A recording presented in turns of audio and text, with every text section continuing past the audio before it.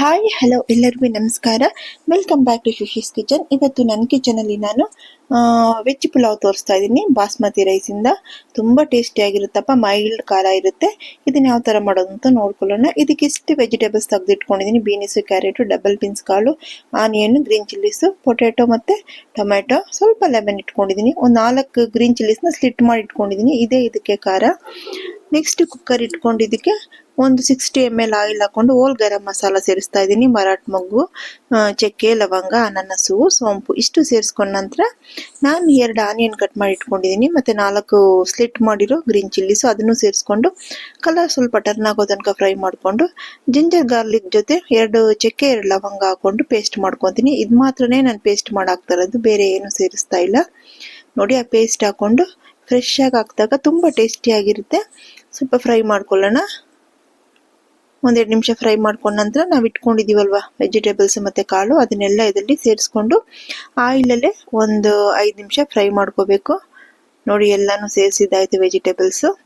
ಮತ್ತು ಆಲೂಗೆಡ್ಡೆನ ನೀರಲ್ಲಿ ಇಟ್ಕೊಂಡಿದ್ದೀನಿ ಕಲರ್ ಚೇಂಜ್ ಆಗುತ್ತೆ ಅಂತ. ಆ ನೀರನ್ನು ಬಗ್ಗಿಸ್ಬಿಟ್ಟು ಇವಾಗ ಆಲೂಗೆಡ್ಡೆನೂ ಸೇರಿಸ್ಕೊಂಡು ಸ್ವಲ್ಪ ಫ್ರೈ ಮಾಡ್ಕೊಳ್ಳೋಣ. ಸ್ವಲ್ಪ ಸಾಲ್ಟ್ ಸೇರಿಸ್ಬಿಟ್ಟು ಫ್ರೈ ಮಾಡ್ಕೊಳ್ಳೋಣ. ಮತ್ತು ಜಾರ್ ಕ್ಲೀನ್ ಮಾಡಿ ನೀರಿತ್ತಲ್ವ, ಅದು ಒಂದು ಅರ್ಧ ಗ್ಲಾಸ್ ನೀರನ್ನ ಹಾಕ್ಬಿಟ್ಟು ಲಿಡ್ನ ರಿವರ್ಸಲ್ಲಿ ಕ್ಲೋಸ್ ಮಾಡಿ ವೆಜಿಟೇಬಲ್ಸ್ ಬೇಯಿಸ್ಕೊಳ್ಳೋಣ. 1 ಸ್ಪೂನು ಧನಿಯಾ ಪೌಡ್ರನ್ನ ಸೇರಿಸ್ಕೊತೀನಿ. ಆಮೇಲೆ ಸೇರಿಸ್ಕೊಂಡು ಫ್ರೈ ಮಾಡಿಕೊಂಡು ಫ್ರೆಶ್ ಕೊತ್ತಂಬರಿ ಸೊಪ್ಪು, ಪುದೀನ ಎರಡನ್ನೂ ಸೇರಿಸ್ಕೊಂಡು ಇವಾಗ 1-2 ಸ್ಪೂನು ನಾನು ಕರ್ಡ್ ಇಟ್ಕೊಂಡಿದ್ದೀನಿ. ಇದು ಆಪ್ಷನಲ್ಲು, ಬೇಕಾದರೆ ಹಾಕೋಬೋದಿಲ್ಲ ಅಂದರೆ ಬೇಡ. ಮಿಕ್ಸ್ ಮಾಡ್ತೀನಿ. ಮಿಕ್ಸ್ ಮಾಡಿಬಿಟ್ಟು ನೋಡಿ 60% ಎಲ್ಲ ವೆಜಿಟೇಬಲ್ಸ್ ಬೆಂದ್ಬಿಟ್ಟಿದೆ. ಇವಾಗ 1.5 ಗ್ಲಾಸ್ ಬಾಸ್ಮತಿ ರೈಸ್ಗೆ 3 ಗ್ಲಾಸ್ ನೀರು ಹಾಕಿ ಇಟ್ಕೊಂಡಿದ್ದೀನಿ. ಅದಕ್ಕೆ 1.5 ಗ್ಲಾಸು ನೀರೇ ಸಾಕು 1 ಗ್ಲಾಸ್ಗೆ. ಇನ್ನೂ ಸ್ವಲ್ಪ ಕಮ್ಮಿ ಮಾಡಿದ್ರು ಪರವಾಗಿಲ್ಲ. ಒಂದೊಂದು ರೈಸು 1.25 ಗ್ಲಾಸು ಹಿಡಿಯುತ್ತೆ. ನೋಡಿ, ಇವಾಗ ಮೆಜರ್ಮೆಂಟ್ ಮಾಡಿ ಇಟ್ಕೊಂಡಿದ್ದೆ ಅದರಲ್ಲೇ ರೈಸಲ್ಲೇ ಆ ನೀರನ್ನ ಸೇರಿಸ್ಕೊತೀನಿ. ನೋಡಿ, ಬಾಸ್ಮತಿ ರೈಸು ನೆನೆ ಹಾಕಿದ್ದು ನಾವು ತೊಳೆದ್ಬಿಟ್ಟು ಫುಲ್ಲು ಡ್ರೈನ್ ಮಾಡಿ ಎಷ್ಟು ಬೇಕೋ ನೀರು ಅಷ್ಟು ಹಾಕಿ ಅದರಲ್ಲೇ ನೆನೆ ಹಾಕೋಬೇಕು. ಇವಾಗ ಬಾಯ್ಲ್ ಆಗೋ ತನಕ ವೆಯ್ಟ್ ಮಾಡೋಣ.